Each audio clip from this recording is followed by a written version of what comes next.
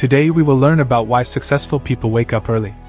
Before we get into the video, make sure to subscribe to the channel and leave a comment below saying I subscribed, and we will try our best to personally reply to your comment.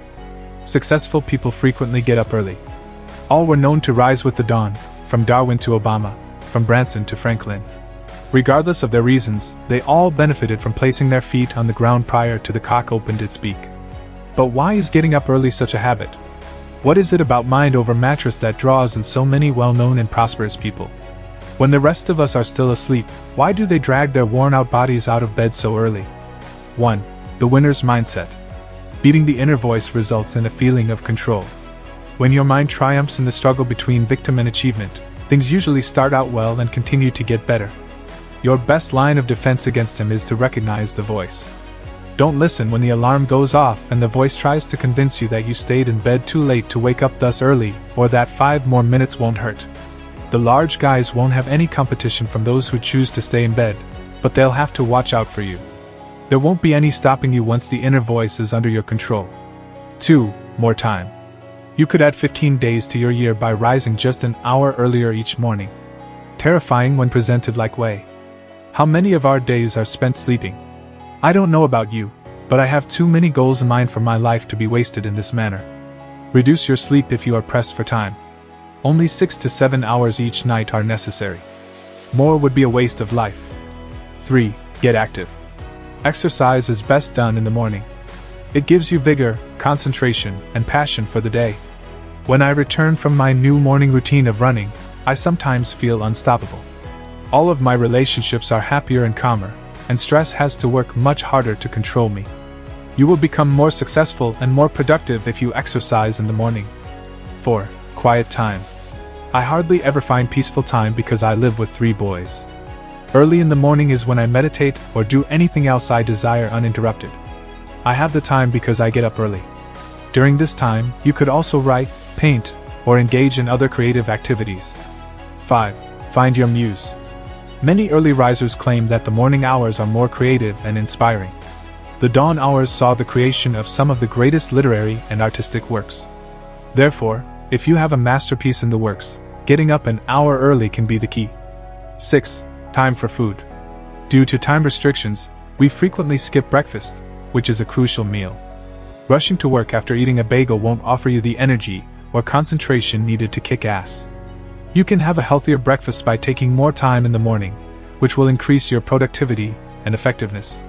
Before we get into the last one, make sure to subscribe to the channel if you want to become rich. 7. One step ahead.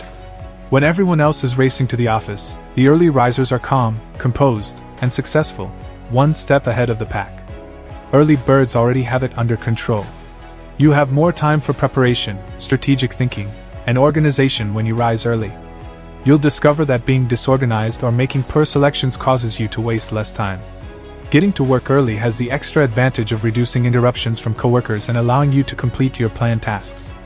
Therefore, start tomorrow if you haven't already made the practice of rising early.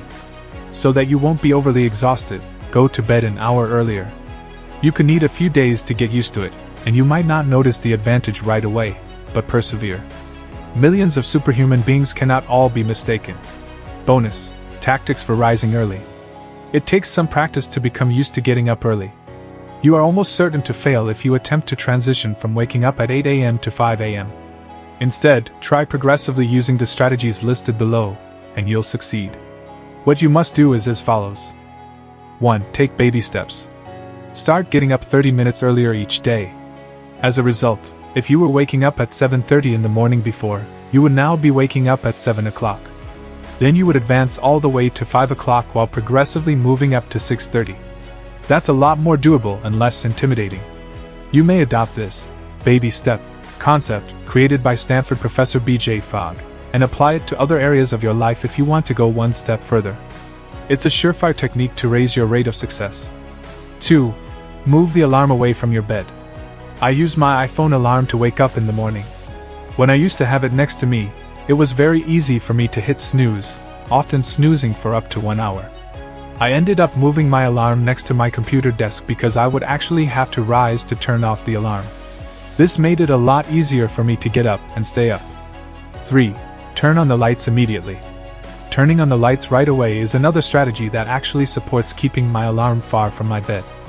Even with the lights off, it's simple to feel like going back to bed. Almost too simple. It helps keep you awake to switch on the lights immediately after setting the alarm. Although it isn't a nice sensation, once you get through the first few seconds, you'll be okay. 4. Get enough sleep. Your results may vary, but for me, getting at least 8 hours of sleep each night is crucial. Any less, and I'll start to feel exhausted throughout the day and want to nap. James Altucher, a blogger and investor, counts obtaining 8 to 9 hours of sleep as one of his routines. Conclusion. It's difficult to get up early. But anything worthwhile is challenging. There is a reason why Tim Cook practices it today, and why Benjamin Franklin felt so strongly about it. To receive a benefit. When you have so many tasks to complete, being able to get up before your rivals with a clear head and few distractions is a blessing. I advise you to give this a try for at least a month and keep track of your outcomes. I think you'll like it in the end.